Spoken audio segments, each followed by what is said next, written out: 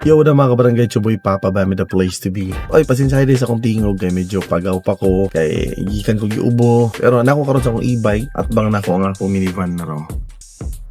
From AMT, diba? As you can see, no? So, maghatag lang akong quick review since 3 or 4 days pa gikan sa kuha, gikan sa pag-release. Out of 100%, siguro nasa mga 80%. Sulit na kayo ba? Gas consumption, siyempre, depende maguna sa load nimo eh. Pero so far, sa kung ano, okay ba? Medyo di kayo sa tatlong kalas. And makina, okay. And ang pinakanindot nga akong ganahan, ang hitsura from outer and inside, pulido, hinlo. So, sa mga gusto mag-avail again, at mo sa AMT, Auto Body Painting and Repair Services.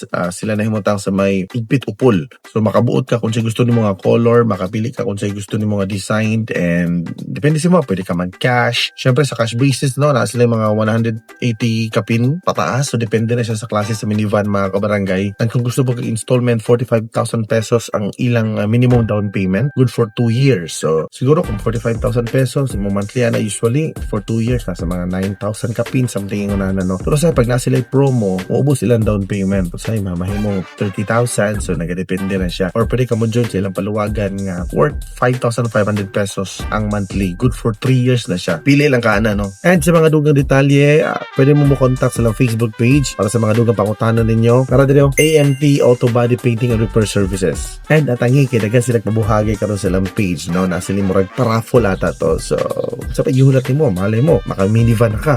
Sama na ako.